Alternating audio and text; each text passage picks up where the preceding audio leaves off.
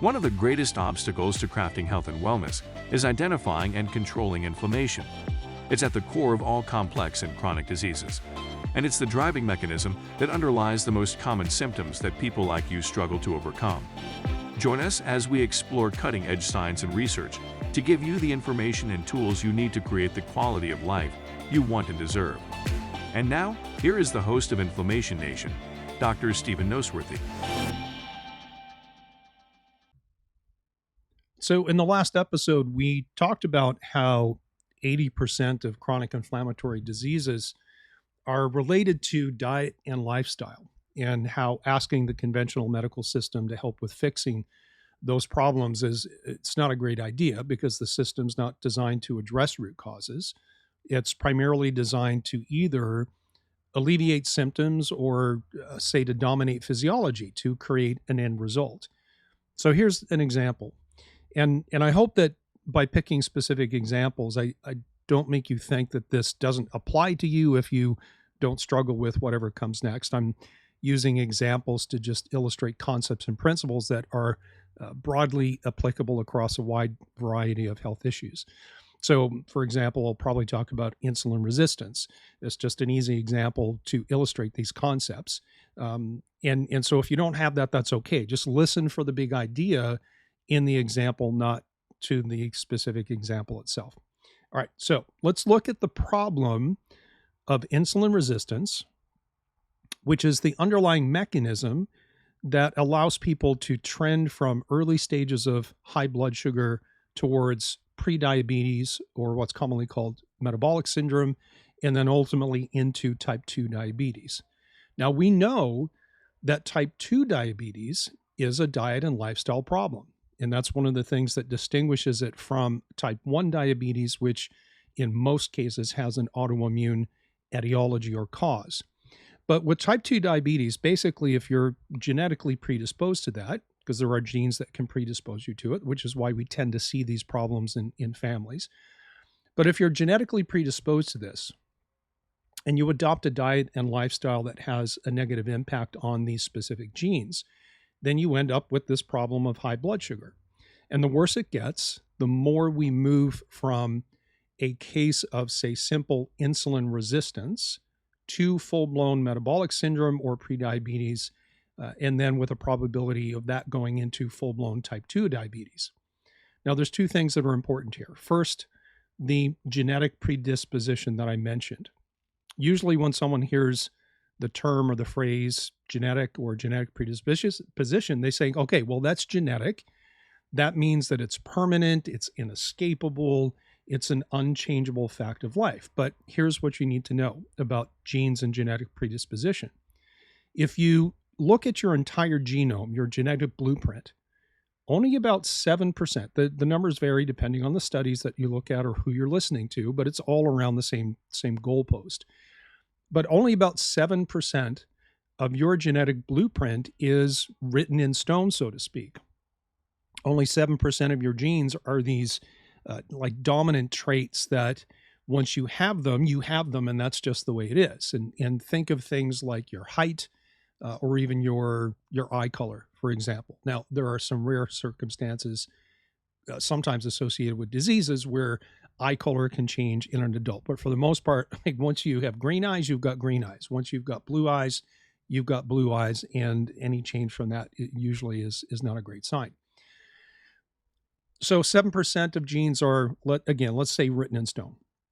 And this is usually what people think of when they think about genes. But what this means, though, because it's only 7%, that means that the other 93% of your entire genetic makeup is comprised of genes that can change their behavior.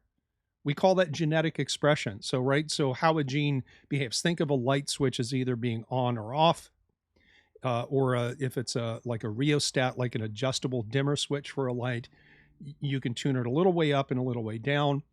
But listen, genes are not your destiny. Genes are your possibility. And so again, 93% of your entire genetic makeup is made of genes that can express different states of being. Again, we call it genetic expression. And you guessed it, the main things that can impact how a gene expresses itself are your diet, your lifestyle choices, and how you react to the environment that you live in. From this point forward, I'll probably just use the term detox to refer to that, but I hope I don't confuse anyone. I've got a whole series on detox that we did earlier in the podcast last year, and I harped on the idea that I don't really like the word detox, and here I am using it, but I'm using it to capture the larger idea of we live in a toxic world and we have a certain capacity to handle that, and we either handle it well or we don't, right? And that's the impact of the environment that we live. So while we understand that people who are on this insulin resistance spectrum, remember, insulin resistance is how someone becomes a pre-diabetic, which is then the precursor to type 2 diabetes. So while we understand that people who are on the spectrum and they have a higher risk of developing type 2 diabetes, they have a genetic predisposition to that, it doesn't mean that becoming a type 2 diabetic is inescapable. Someone might be at the beginning of that process with insulin resistance and stay there their entire lives and never actually become fully pre-diabetic or become a type 2 diabetic. Even if someone does eventually become a type 2 diabetic, the genes that are involved in that are the modifiable type. They're part of that 93% of your genetic blueprint that can change its behavior depending on the inputs that you put into your system. And as such, this entire spectrum of insulin resistance, prediabetes, diabetes is reversible if you work on the root causes. So for people, again, who are genetically predisposed to type 2 diabetes, who eat a high carbohydrate diet, higher than their body can handle, they live a sedentary lifestyle, so they're not controlling glucose utilization through physical activity and exercise, therefore their glucose doesn't get used, and so it hangs around longer. People who are inflamed for whatever reason, people who have a detox problem, right? They have a chemical load with chemicals that, for example, might either drive inflammation or, more specifically, impair the insulin receptor mechanism. These people can change their reality. They can change their genetic expression by changing their diet, their lifestyle, and how they interface with their environment. So they could do things like going low carb or keto. They can increase what's called NEAT, or non-exercise activity thermogenesis. This is actually most of the calories that we burn in the day are not burned spending an hour or 2 hours in the gym. It's just the accumulation of calories spent or burned with the physical activity. And so if you're sitting all the time, this thing called NEAT, N-E-A-T, is really low. And sometimes you can't offset that with an hour or 2 hours in the gym 2 or 3 days a week, right? So people with this genetic predisposition can go low carb, they can go keto, they can increase their NEAT energy output, they can go to the gym. That's probably a good idea too. And they can also find and fix their inflammatory problems. They can detox from their environmental influences. And again, I'm using the word detox in that very broad sense of we live in a toxic world, and sometimes we can't handle that toxic load. And so this is where the stark contrast with conventional medicine comes in, right? Remember, this whole conversation, this whole mini series that I'm doing is about becoming relatively independent of a medical system that is in many ways doing very good things, but in other ways is kind of broken. And one of the ways that it's broken is ignoring root causes. So to the medical mind, with this problem of insulin resistance moving into prediabetes, moving into type 2 diabetes, the problem is simply, hey, your blood sugar is high. And so with that mindset, the average medical doctor is going to prescribe one, perhaps both of two drugs. And the first one is called metformin. I'm sure you've heard of it. It's been on TV commercials. And I personally, I think that drug commercials should be banned from advertising. I think drug companies should not be advertising. I think we should have doctors that are very well educated in physiology, and drug companies don't need to be spending billions of dollars to tell someone, hey, ask your doctor if this is right for you. I think that's one of the problems, is that we have a drug-seeking culture because it's embedded so deeply in our media. But that's a little bit of a rant, and it's a topic maybe for a different day. But let me get back to what the typical medical doctor does for someone with this high blood sugar issue. They go, well, you've got high blood sugar. We got to get your blood sugar down. And so they use this drug called metformin, and understand that your blood sugar at any given time is a result essentially of two things. It's the result of glucose that's in your body or blood sugar that you have because of the food that you've eaten. But you're only eating a couple, 2, 3, maybe 4 or 5 times a day if you're snacking. But while you're eating and increasing your blood sugar that way, your body has a natural way to make its own blood sugar. If you've listened to other podcasts, especially on things like low carb diets and that I've spoken about, you don't actually have a physiological need for glucose in your diet or carbohydrates in your diet, because your body can make it. Where do you make it? Predominantly in the liver. And so there are two chemical reactions called gluconeogenesis and glycogenolysis. So gluconeogenesis is where you take other things, either like fatty acids or amino acids from the protein in your diet, and your liver can make glucose or blood sugar out of that, even if you don't eat a single carbohydrate. Or because your liver and your muscles store glucose in the form of glycogen, you can activate glycogenolysis, where you take glucose that's stored in both liver and muscles, and you can break it down, and that goes into your bloodstream and increases your blood sugar, again, without eating carbohydrates. And so even if you had zero carbs, let's say you were a true carnivore and ate nothing but animal products, you're still going to have blood sugar because your liver makes it. And it's got a couple of different mechanisms. So what does metformin do?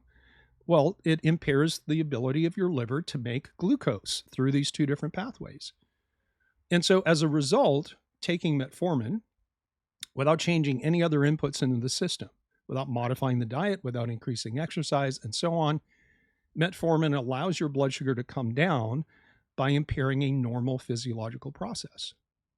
And so someone takes metformin because they have high blood sugar comes down, everyone high fives and says, yes, this case is controlled and we consider it a success. But is it really? Again, the way that I see things is that the high blood sugar is not the problem. And that's where the medical community gets it wrong. The high blood sugar is not the problem per se. I mean, it is a problem because high blood sugar causes other issues, right? It can damage your cells in a process called glycation or glycosylation. This is why uncontrolled diabetics have kidney damage. That's why they go blind. That's why they might have peripheral neuropathy with numbness and tingling and burning sensations in their hands or their feet. So high glucose is a problem, but it's not the problem in the sense that it's not the root cause. No, the high blood sugar is a symptom of a much deeper issue that typically gets ignored. And that is the driving factors of diet, lifestyle, and detox, in the sense of the environment that you live in and your ability to handle the toxin load that it brings to you. So in fact, I've had several clients over the years with type 2 diabetes or with insulin resistance, for example, tell me that their prescribing doctor told them, listen, as long as you take your metformin, you can eat whatever you want. In fact, I've had people tell me, my doctor told me I can eat cookies, cake, and ice cream as long as I take my metformin. And in fact, one of those people is my dad. I hate to say it, my dad still takes metformin. He doesn't listen to a word I say. I'm 58 years old. I'm a grandfather of 7, father of 5, and my dad still thinks I'm walking around in diapers, which I guess that's just what happens with families, right? But that's no joke. Like, my dad was literally told, you can eat whatever you want, just take your pill. But here's the problem, and this is the cost. It's the real cost of ignoring root causes. And in this particular case, remember, I'm just using insulin resistance, blood sugar, and so on as a way to illustrate a problem in approach, perspective, and thought that you need to be aware of so you can make better choices. And it doesn't matter if you have blood sugar issues or not. That's not the point of the story.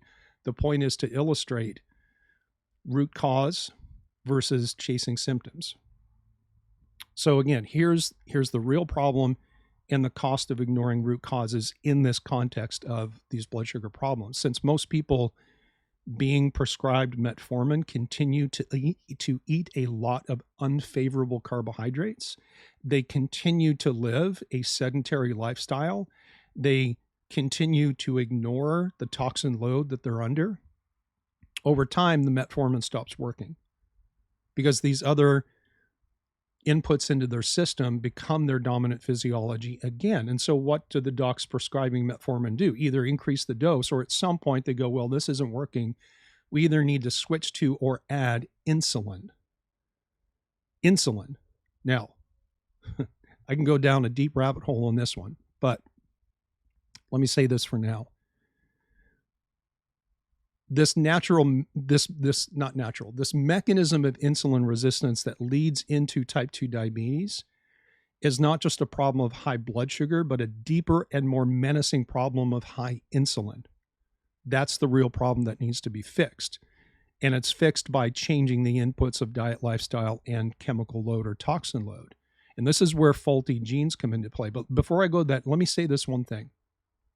You can check this out yourself. It's pretty easy to confirm. Insulin, the use of insulin is appropriate for a type 1 diabetic where their immune system is destroying their pancreatic beta cells that make insulin, right? So with a type 1 diabetic, which is different than the mechanism of a type 2, type 1 diabetic has autoimmunity. The immune system destroys these things called beta cells in the pancreas. These are the cells that make insulin. And so over time, their ability to make insulin disappears. And at a certain point, they can't control their blood sugar. It's over 240, 250, 300, and so on. And that is life endangering. So insulin saves lives in people who can't make insulin. But when you're making insulin, and when you're making too much, which is what happens with insulin resistance and type 2 diabetic, why on earth would you add more if that's part of the problem? Well, you would do that if you don't understand the problem. Or you would do it if that's what's expected by your medical board and your medical association and all of your colleagues, because they also don't understand the problem. So for some people, their genes dictate that it takes more insulin, which comes again from the pancreas, to control blood sugar. But as blood sugar goes up, it takes more and more insulin to control that too. And so we have this constant upward spiral of high insulin and high blood sugar. With higher insulin comes more insulin resistance, which is what causes the high blood sugar, and around we go. So it's not just the high blood sugar that needs to be controlled, it's also the high insulin. But again, why is the insulin too high? Because someone has chosen a diet and lifestyle and to live their lives in a certain way that it activates or it changes the behavior of genes that control insulin production, their predisposition to insulin resistance. So again, it's the diet and lifestyle choices of the person with high insulin and how that clashes with the genes that predispose them to type 2 diabetes. That's the root cause. So if all you do is take metformin and or insulin, and let me say this, because I meant to say this a moment ago, and I got distracted by my own tirade. And again, you can confirm this, easy to look up. The vast majority of insulin prescriptions that medical doctors are giving out is not for type 1 diabetes, where someone's lost the ability to make it. It's for type 2 diabetes. And that is, I'm telling you, completely physiologically the wrong thing to do.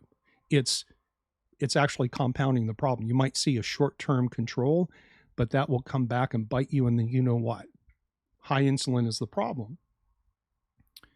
So just to reiterate, 80% of all chronic inflammatory disorders come from how our diets, our lifestyle choices, and our environment and our ability to detox and handle that, how those things clash with genes that predispose us to things like diabetes or obesity or heart disease, even thyroid conditions. And if you change the inputs of diet, lifestyle, and detox that are affecting the behavior or the expression of 93% of your gene pool whose behavior is modifiable, then you get a different output. You get a different result. No more diabetes, no more obesity, a much lower risk of things like heart disease, and better control of your immune system and your inflammatory state. Now, who doesn't want that? Of course, everybody wants it, but are they willing? And this is your choice, because these are behaviors that you have to opt into, right? You either chase symptom control with drugs, or you mistake a symptom as the root cause, as in my example of high blood sugar. It's a symptom of a deeper problem. Or you're going to buckle down and you're going to do the hard work of changing how your genes are expressing in your life to improve not just your longevity, but the quality of your life. And again, this is all about becoming autonomous. It's about autonomous health. And it's not just about adding years to your life, as the saying goes. It's about adding life to your years. It's all in your hands. You just have to make a choice that you're going to do the work that's going to make the difference. All right, I'm going to stop it there. That's a wrap for this episode. We're heading rapidly to the end of January 2023. Again, if this is the first episode that you've ever listened to, you want to know more about me and the work I do, you can just check me out at drnoseworthy.com. That's drnoseworthy.com. Check me out on social media. I'm all over the place. And as always, please remember to rate, follow, comment, like, do all those social media sharing things. And let's see if we can get the word out and have more people taking responsibility for their own health and becoming relatively independent or autonomous. All right, guys, I'll see you in the next episode.